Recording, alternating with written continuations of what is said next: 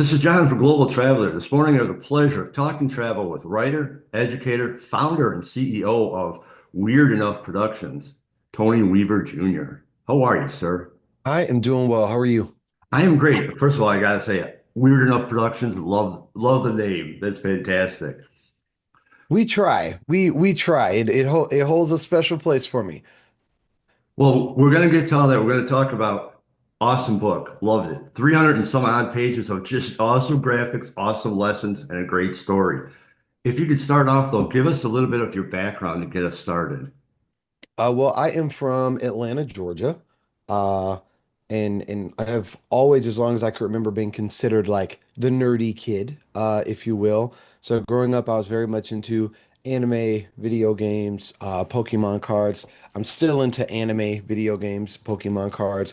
Recently, I bought this necklace that lets me wear a card of my choosing around my neck. That's And awesome. that's pretty fun. But I think ever since I was younger, I've had this kind of different perspective. And not even different in a superior way, just different in an alternative way. I've always looked at things a little bit differently than my peers. So, what have you done in your professional career? How did that get started? Well, I think I consider myself a writer and a storyteller in every sense of the word. And the career that I built has really been one that's focused on how can I most effectively create and tell stories. So when I was younger, I did a lot of theater. I was in performing arts groups. One of my degrees is in acting. I got a bachelor's of fine arts from Elon University.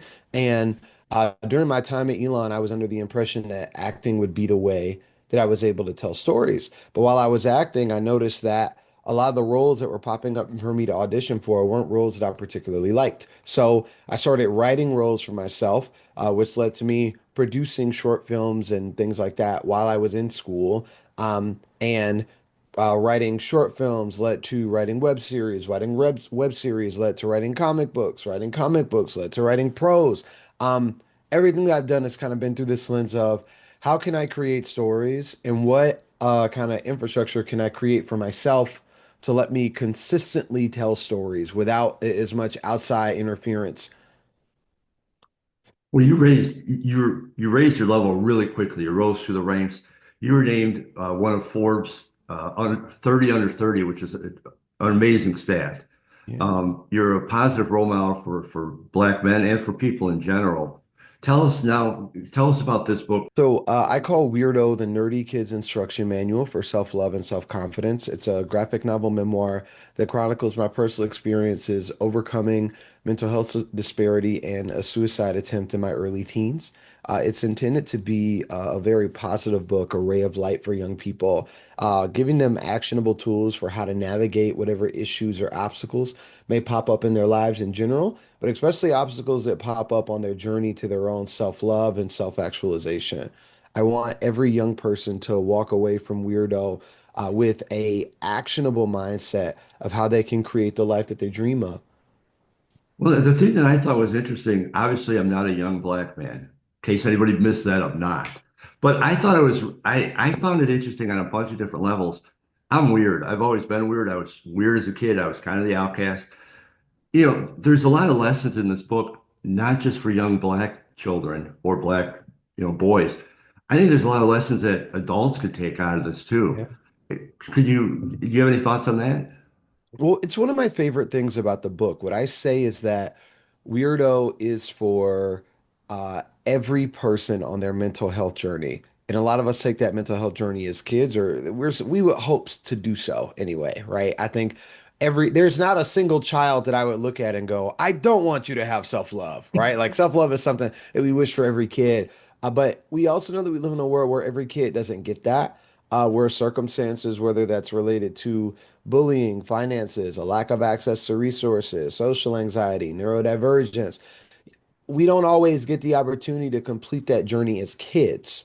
Sometimes that journey happens when we're adults. Sometimes we're far into adulthood before we're able to look in the mirror and love what we see. And Weirdo is for every person that's on that journey, no matter where they land. So it's always humbling to me when I speak to adults and they say, I got this for my kid, but I read it beforehand so that I would know what was in there. And honestly, this is super helpful for me.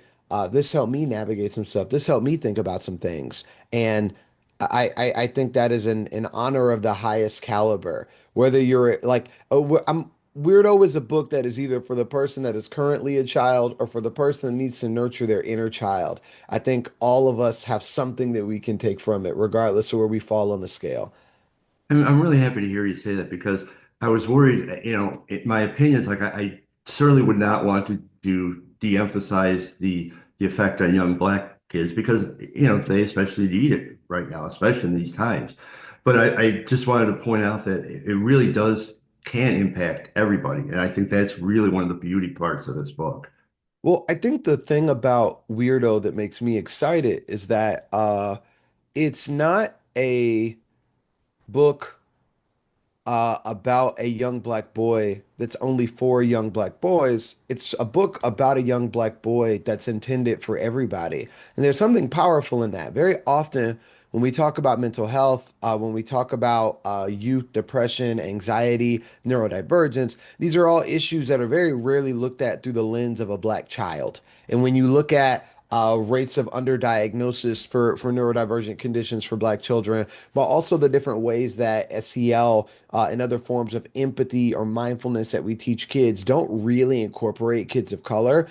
It's powerful to say, we're going to look at mental health through the lens of a Black child. And you're going to learn to connect and relate to that child in a way that you wouldn't have to if that child wasn't Black. There's kind of this twofold thing that happens where we're talking about a universal issue, but we're talking about that universal issue through the lens of kids that don't normally get to be universal, kids that normally get marked as niche or specific for kids that look a certain way. And that's one of the things that I like about it the most. It's very powerful, very, very powerful messages within the book. Yeah. What did you learn about yourself through the writing process? Well, I think writing Weirdo required me to go back to a point in my life where I didn't have a lot of agency. Remember, everything that I do in my career now, my most important thing is I want to be able to do what I want. So, I'm a writer, I make my books, I'm an entrepreneur, I run my company, I build my team, I get to pick my coworkers, I make a clear definition or a decision about what we want to do and the way that we want to move forward. I have agency to flip the switch to whatever creative thing I want to flip the switch to at any point in time. And writing Weirdo required me to go back to a time where I didn't have that sort of agency. I didn't have that kind of power. I had to ask permission to go to the restroom. I couldn't pick what classes I was in every day. I couldn't pick who my classmates were. And some of them I certainly would have preferred to not have to be in their vicinity for as often as I was. And going back to that place helped me kind of improve my understanding of what kids today are dealing with. Very often as we age, we forget some of the inherent powerlessness that comes with being a young person. And I think Weirdo did a great job of honoring that and showcasing that and figuring out what steps a young person could take or what tools they could use even in that lack of agency. Totally agree. Absolutely agree. You've done a lot of traveling Yeah. and you are a self-described weirdo. Is it harder for a weirdo to travel? Is it harder for a weirdo to fit into new cities quickly?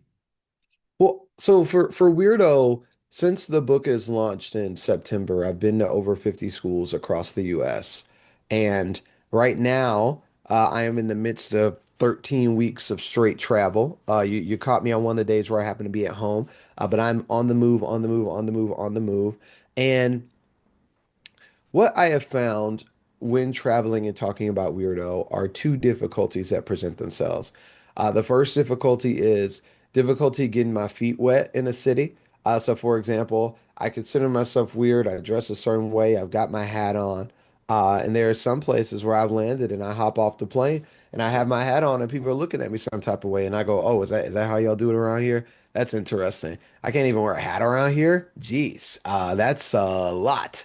And there are some cases where I'm like, you got to be aware of your surroundings. I want to say I was in Puerto Rico, and I went in this giant church in Puerto Rico, and the guy in the front asked me to take my hat off before I walked into the church, and I was like, honestly, that makes sense. I probably shouldn't be walking into this church with horns on. I forgot. Like totally slipped my mind. I'm so used to having it on. Totally slipped my mind. But the other difficulty that I have in traveling is that sometimes it's hard for me to let go. At the beginning of the year in January, I spent 8 days in one city in upstate New York, and I went and I spent time with kids at schools across the district. I did workshops for their teachers. I went to multiple school districts from like their most metropolitan to some of their more rural districts. I went and played Pokemon at their card shops. I figured out how to navigate the snow. There was one particular place where we would get lunch every day to the point where I had like my usual where they would know what I would want to get based on where we were going. I talked to the people at the local bookstores and stuff like that. And then after about 9 days, it was time for me to leave. And my brain was like, leave? I live here now. I don't understand. And a lot of times when I go places and I visit places, I'm not just there for one day. I'm there for a week, sometimes 2 weeks at a time. And over the course of that, my brain starts to adjust.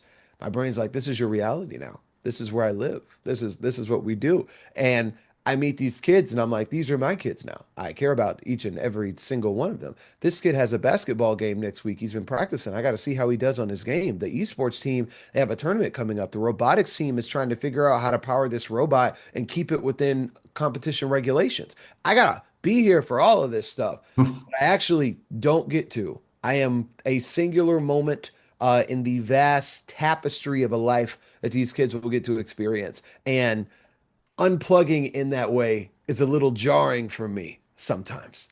That makes total sense. When you're in the cities, whatever cities where your trip leads, and you're not working, you're not, you Uh-huh. know, at schools or wherever, what do you do? Where do you go? What do you want to see?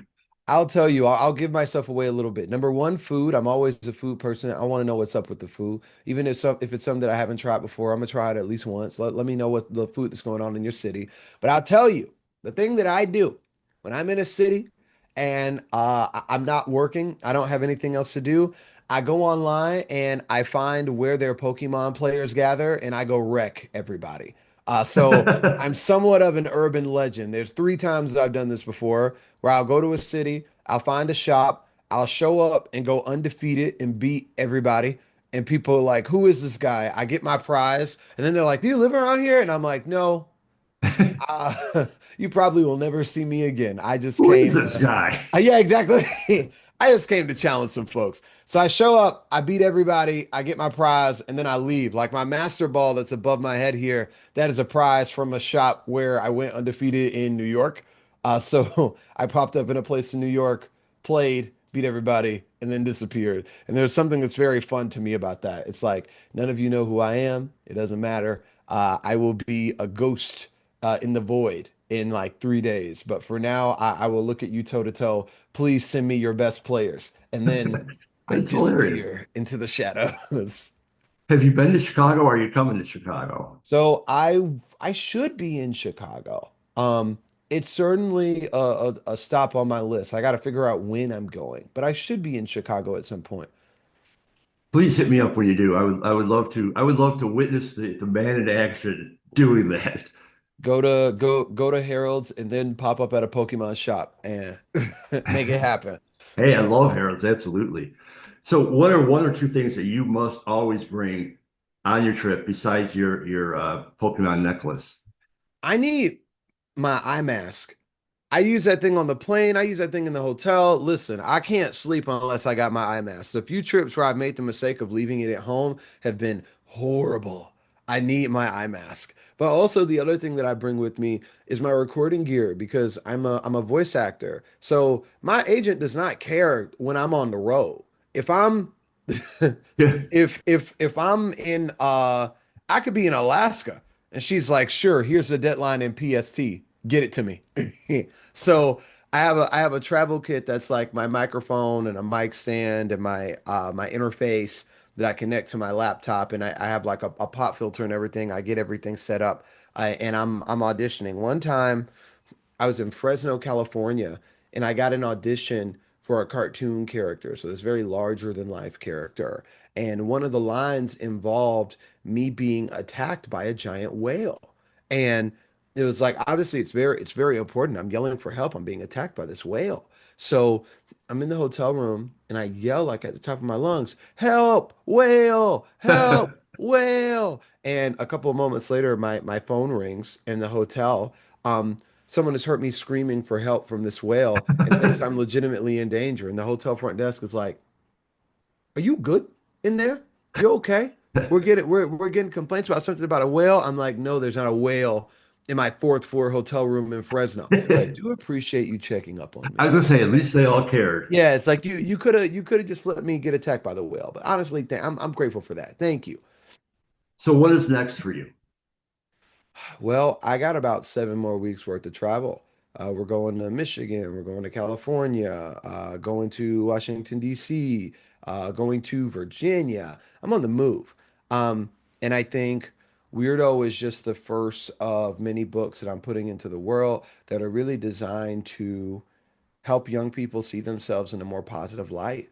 So Weirdo is the first book of many. And I suspect that from now over the course of the next 2 years, you'll be hearing about a Tony Weaver book. Something will pop up.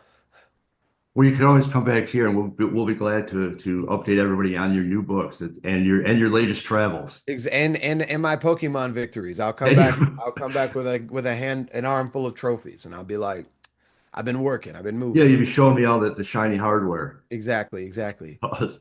Tony, before I let you go, tell everybody where they could find out more information about you and your books.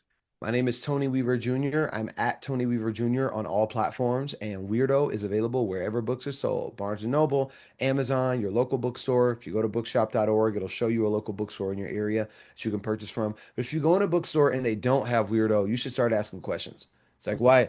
What's going on here? Why was the one of the New York Times Public Library's best books of the year not in here? Why is the Eisner Award nominated book not in here? Yeah, you ask them for me. Ask them on my behalf. They got to get it together. Well, I didn't have to ask him for it. I found it right away. Loved it. Honestly, man, it's a thick book. It's a big book for kids. It's not going to be a quick read, which is good because they're going to dive into this and Yeah, they're going to really have to sink into it and absorb all the lessons. I thought it was a fantastic book. I'm an old guy. I loved it. And I really I appreciate everything you do. I appreciate everything you're doing for the youngsters in the world. And maybe not for the other Pokemon people that you're destroying, but for right, the youngsters out there, my right, friend. right. Thank you so much for your support. You have a great day, and I really appreciate your time. You as well. Thank you. Take care.